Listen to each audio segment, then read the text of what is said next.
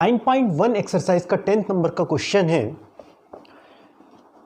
To poles of equal heights are standing opposite each other on either side of the road which is 80 metre wide from a point between them on the road. The angles of elevation of the top of the poles are 60 degree and 30 degree respectively. Find the height of the poles and the distance of the point from the poles. Question number 10 में हम लोगों को बताया गया है कि एक 80 metre चौड़ी सड़क के दोनों ओर आमने सामने समान लंबाई वाले दो खंभे लगे हुए हैं. इन दोनों खंभों के बीच सड़क के एक बिंदु से खंभों के शिखर के उन्नयन कोण क्रमशः 60 डिग्री और 30 डिग्री हैं. खंभों की ऊंचाई और खंभों से बिंदु की दूरी ज्ञात करना है. क्वेश्चन को पढ़ने के बाद हम लोगों को जो बातें समझ में आई हैं, जो दी गई हैं, उसमें दोनों जो पोल्स हैं, दोनों जो खंभे हैं, उन दोनों का हाइट सेम है. तो यदि हमने इनकी हाइट्स को h से दर्शा दिया, दोनों जो पोल्स हैं उनका हाइट इक्वल बताया गया है AB और CD, जो कि दोनों कहाँ लगे हुए हैं, रोड के दोनों तरफ और लगे हुए हैं. ये रोड जो है BD, जिसको हमने BD से दर्शाया है, इसका डिस्टेंस हम लोगों को दिया हुआ है 80 मीटर. तो इन दो रोड के बीच का डिस्टेंस हमें दिया हुआ 80 मीटर और दोनों ओर जो पोल्स लगे हुए हैं उनका हाइट सेम है.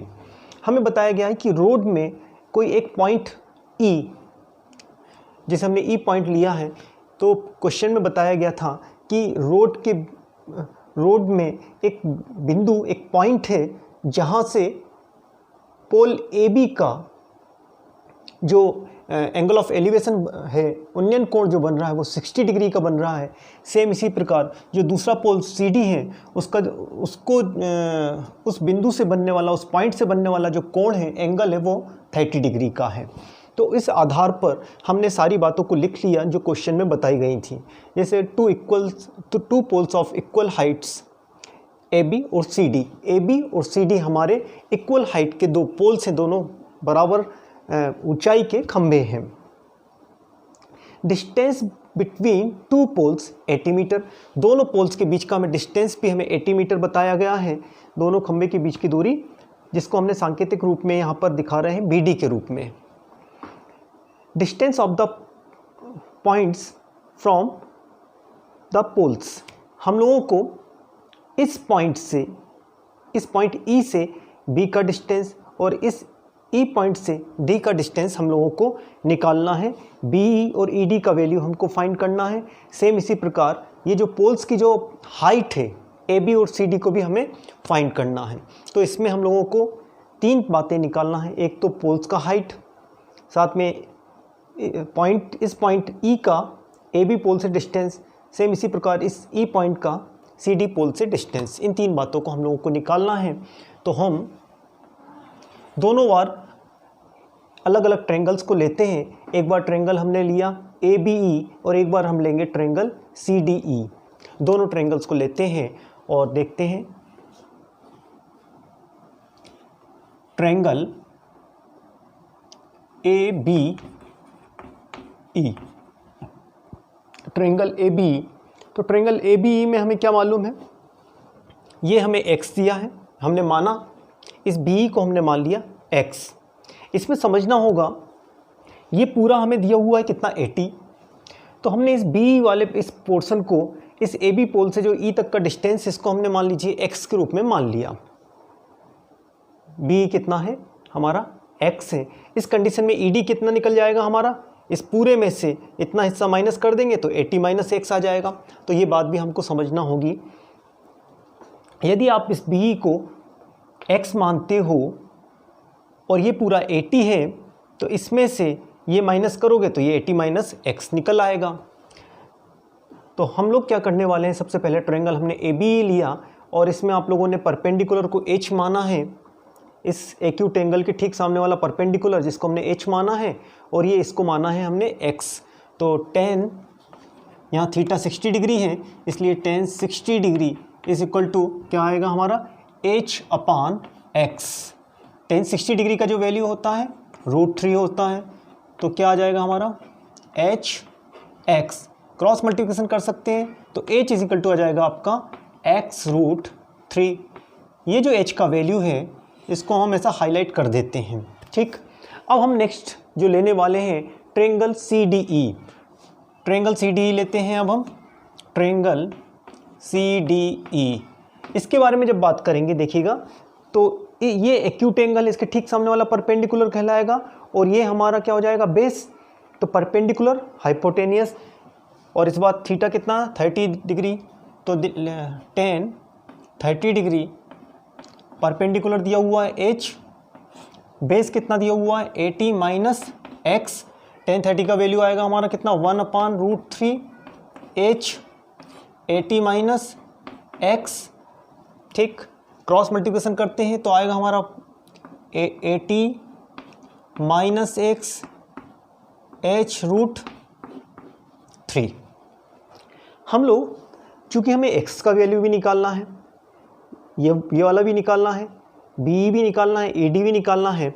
यदि हम x की वैल्यू निकाल लें यहाँ से तो ये दो चीज़ें फाइंड हो जाएंगी। तो वही हम काम करते हैं, h का वैल्यू x√3 वो हम पुट कर देते हैं यहाँ पर। तो क्या आएगा देखते हैं, इस वैल्यू को h का वैल्यू हमने इस जगह रख दिया, ठीक। तो क्या आएगा हमारा 80 माइनस x, ये जो h का वैल्यू है इसकी जगह लिखने पर क्या मिलेगा हमें x√3 इंटू √3। तो आप देखेंगे √3 का √3 से मल्टीप्लिकेशन होगा तो 3 आ जाएगा। इसको अब हम यहाँ आगे लिख रहे हैं, तो क्या आएगा, इसका √3 का √3 में इंटू किया तो हमने लिखा 80 माइनस x 3x, इस x को बराबर किधर लेकर आ गए, तो 80 इज इक्वल टू 4x, 4 को क्रॉस कर दिया तो x इज इक्वल टू क्या आ गया 20। x का वैल्यू क्या आ रहा है 20, तो ये b क्या हो गया हमारा 20 हो गया। इस तरह से b का वैल्यू हो गया 20। अब हमें ed निकालना है, तो देखिएगा b का वैल्यू क्या हो रहा है 20, तो b भी हमें निकालना था। सेम यदि हमें ed निकालना है तो ed कैसे निकाल सकते हैं, ed का है हमारा 80 माइनस x, ed दिया हुआ है 80 माइनस x, तो क्या कर सकते हैं x का वैल्यू देखिएगा आप, x का वैल्यू हमें कितना दिया है, ये निकाला था हमने 20, तो इस x की जगह लिखने वाले हैं हम 20, जो x का वैल्यू निकाला था 20, तो ed कितना आ जाएगा, ed आ जाएगा 60। तो इस तरह से आपने b का वैल्यू निकाला, तो ये भी आपको फाइंड करना था, ed का वैल्यू भी आ गया, ये भी आपको फाइंड करना था, ये दोनों निकालना था आपको। पॉइंट से, उस बिंदु से उन पोल्स का दूरी डिस्टेंस भी निकालना था, तो वो हमने निकाल लिया। साथ में हमको निकालना था पोल का हाइट। तो पोल का हाइट कैसे निकाला जाए, जो x का वैल्यू आया है वो यदि हम यहाँ रख देंगे इस वैल्यू में, तो h का वैल्यू भी निकाल सकते हैं। तो वही काम हम लोग करेंगे।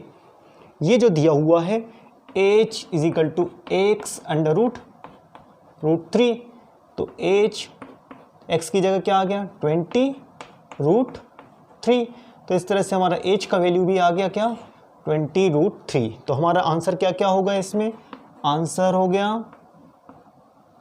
क्या हो गया h का वैल्यू हो गया 20√3, और b कितना, b का वैल्यू हो गया 20, सेम ed का वैल्यू कितना हो गया 60। तो ये हमारा आंसर हो गया।